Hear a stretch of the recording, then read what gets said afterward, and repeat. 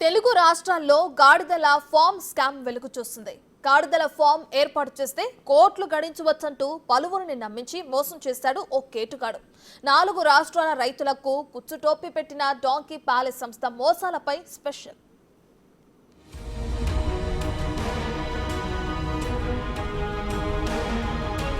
గడివెడైనానేమి కరముపాలు అనేది ఎప్పుడూ వేమన కాలం నాటి పాత మాట.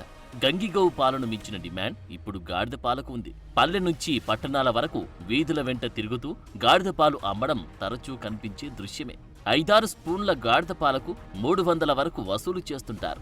ఆయాసం, ఉబ్బసం, జలుబు, దగ్గుకు గాడిద పాలు ఔషధంగా పనిచేస్తాయని కొంతమంది నమ్ముతుంటారు. అందుకే వీటికి అంత రేటన్నమాట. చాలా మంది ఈ బిజినెస్ ఏదో బాగుందే చేసుకుంటే పోలే అని అనుకుంటారు. సరిగ్గా అలాంటి వారిని టార్గెట్ చేసి బురిడిగొట్టించాడు ఓ కేటుగాడు.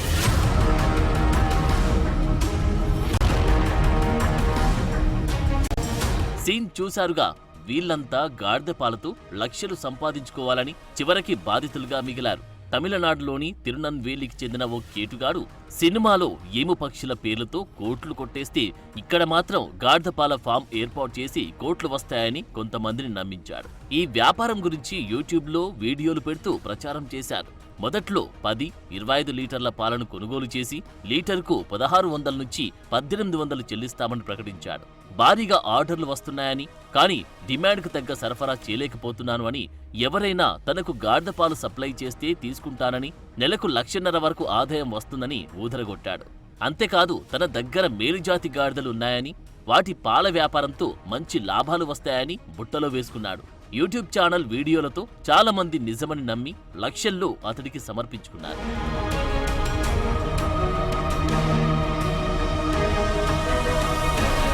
ఈ రేంజ్లో ఆశ చూపిస్తే ఎవరైనా పడాల్సిందే.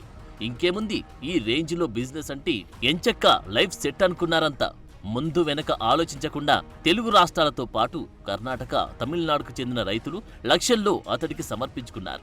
ఒక్కో గాడిదకు 90,000 నుంచి 1,50,000 వరకు వసూలు చేశారు. గాడిదల నుంచి తీసిన పాలు గంటకు మించి నిల్వ ఉండవని, వాటిని భద్రపరిచేందుకు హై కెపాసిటీ ఫ్రీజర్లు ఉండాలని అదనంగా 75,000 నుంచి 1,50,000 కొట్టేశాడు.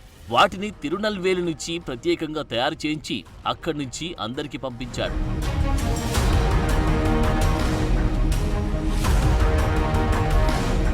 లక్షలు పోసికొన్న గాడిదలను దట్టంగా మేపిన యజమానులు తమ నుంచి గాడిద పాలను కొనమని ది డాంకీ ప్యాలెస్ సంస్థను కోరడం మొదలుపెట్టారు. అయితే ఇదిగో అదిగో అంటూ దాని సంస్థ నిర్వాహకుడు కాలం వెళ్లదీయడం మొదలుపెట్టాడు తప్ప ఏ ఒక్కరి నుంచి గ్లాస్ పాలు కూడా కొనలేదు. దీంతో ఎక్కడో తేడాగొట్టిందని అనుమానించిన ఓ వ్యక్తి స్థానిక అధికారులకు ఫిర్యాదు చేయడంతో అసలు బండారం బయటపడింది. ఏదైనా వ్యాపారం చేస్తాం సార్, మనము అట్లీస్ట్ పెట్టిన దాంట్లో ఒక 90%, 70% వస్తుంది సార్. ఇక్కడే సార్ టోటల్గా జీరో సార్ వ్యాపారంలో. సార్ అంటే మీరు ఫస్ట్ డే 1 నుంచి ₹1 కూడా రాలేదు లేదు సార్. 2,50,000 ఒకసారి వేసాడు సార్. అక్కడ నుంచి మిల్క్ తీసుకున్న మిల్క్ కి ఒక 2,50,000 వేసాడు సార్. ఆ తర్వాత ఇంకా ఎన్నిసార్లు మా సూపర్వైజర్ హార్ట్ అటాక్ చనిపోయాడు కూడా మెసేజ్ పెట్టి ఫోటో పెట్టిన కూడా ₹1 వేయలేదు సార్. ఫ్యూనరల్ ఛార్జెస్ ₹1,00,000 వేస్తానని చెప్పాడు. అప్పటి నుంచి ఫిబ్రవరి నుంచి ఇప్పటిదాకా ఎన్నో మెసేజ్లు సార్, 100 మెసేజ్లు.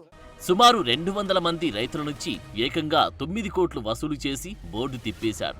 అంతేకాదు పాలు సేకరించిన కొంతమందికి మొదట్లో చెక్కులు కూడా ఇచ్చింది సంస్థ. ఆ చెక్కులు బ్యాంకుకు తీసుకెళ్తే బౌన్స్ అయ్యాయి. ఇంకేముంది, రైతుల ఆవేదన అంతా ఇంత కాదు.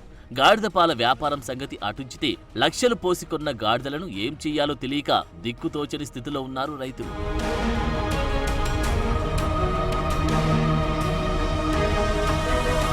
డాంకీ ప్యాలెస్ సంస్థ ఫ్రాంచైజీలో సభ్యత్వం పేరుతో మరో 5 లక్షలు, గాడిదల వైద్య నిపుణుడని ఓ వెటర్నరీ డాక్టర్ను చూపించి ఆయన శిక్షణ ఫీజుల పేరుతో ఇంకో 50,000 నొక్కేశాడు. ప్రతి సభ్యుడి నుంచి 25 లక్షల నుంచి 1,50,000. నిరంతరం నిర్వహణ పేరుతో అదనంగా మరికొంత వసూలు చేశాడని బాధితులు వాపోయారు. తెలుగు రాష్ట్రాల సీఎంలు రేవంత్ రెడ్డి, చంద్రబాబు తమకు న్యాయం చేయాలని బాధితులు మొరపెట్టుకున్నారు.